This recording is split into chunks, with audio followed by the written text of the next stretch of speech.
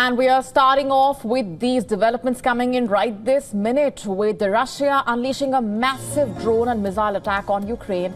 Kiev says the latest aerial attack targeted energy facilities across the country, from Kharkiv in the east to Ternopil in the west. In fact, the Ukrainian Air Force claims Russia launched at least 58 missiles and nearly 200 drones in one of the heaviest bombardments this year. These are the images from the Kharkiv region. Firefighters can be seen battling blazes on the streets littered with debris.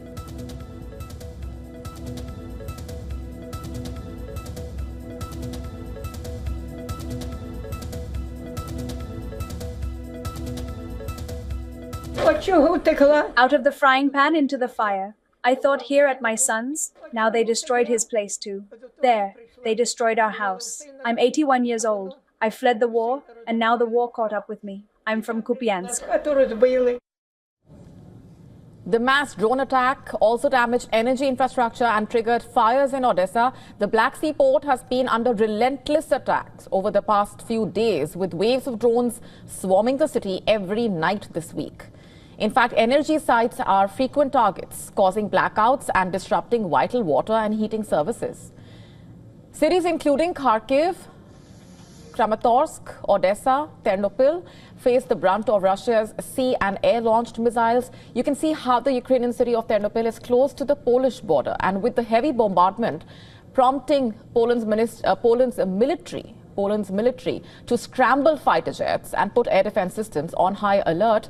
In another significant development, the Ukrainian Air Force deploying French Mirage fighter jets for the first time to counter the aerial assault. These French-manufactured aircraft were delivered to Ukraine just last month, and Ukraine says the jets, along with air defense units, helped shoot down 34 missiles and 100 drones. In fact, Russia's defense ministry confirming carrying out precision strikes on energy facilities, claiming they support Ukrainian military operations.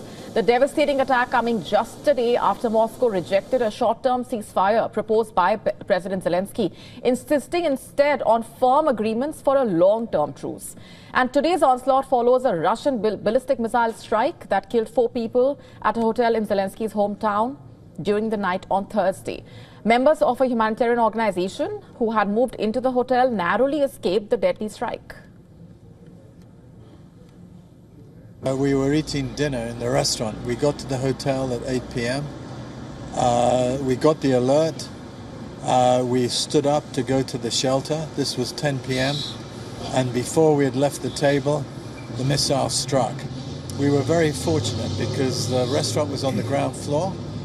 We couldn't get back to the lobby because that was destroyed, so we climbed out of a window. And with us on the broadcast this minute is Volodymyr Omelian, former Minister of Infrastructure and Major of the Armed Forces of Ukraine, with us on the broadcast from Kiev. Thanks very much for being here. Let me begin by asking you for your assessment of the latest that we just brought to our viewers and what we are seeing playing out at this point, coming at a very crucial time.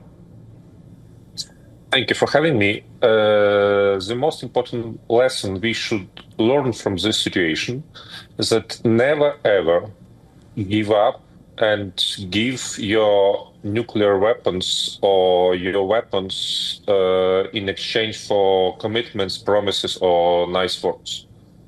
If Ukraine remains as a nuclear state, this would never happen. This is the only lesson we should always remember. Secondly, there are no talks about peace. Russia is striking Ukraine with missiles, drones, artillery, and all other types of weapons. I cannot say that we can talk about ceasefire in this particular situation. What do you make of the latest as far as Giorgia Meloni, for example, talking about Article 5 protecting Ukraine in a way, also the European shield that perhaps could be a step forward as well? I believe that with recent geopolitical changes, it's already an issue if NATO can perform in the way it was designed and born. Because we can talk about Article 5, but we don't know the reaction of United States. United States ready to use this Article 5 to protect Ukraine or to protect member states of the NATO? So it's a still big question as of today. How optimistic are you about the way forward and what lies ahead as far as the quest for peace is concerned, especially given where America stands right now? If we have peace through strength, I believe that we shall be all in one boat with our allies, starting with United States and also United Kingdom and France, Germany, and all other our allies. If we come to ceasefire, it might be the option to stop bloodshed.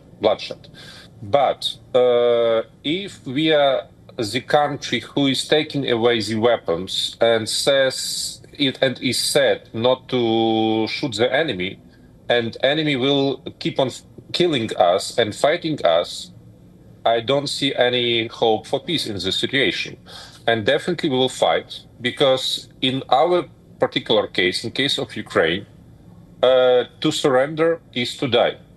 To take peace from Russia, it's to have occupied Ukraine. We will never agree with that. Tell us more about the sentiment on the ground right now. You know, I just receive a lot of bad feedbacks from my brothers in arms that if we are out of supply, it will be very difficult to fight back.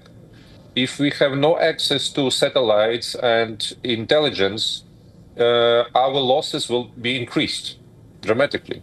So this is the kind of very strange war. We've been fighting Russians for years and centuries, together standing with our allies. And if our biggest ally decide to be neutral or out of this war, I don't think that this is true leadership means. We're leaving it there for the moment, but thank you very much for being here on the broadcast and sharing your perspectives. Thank you. To stay up to speed with the latest news, download the WION app and subscribe to our YouTube channel.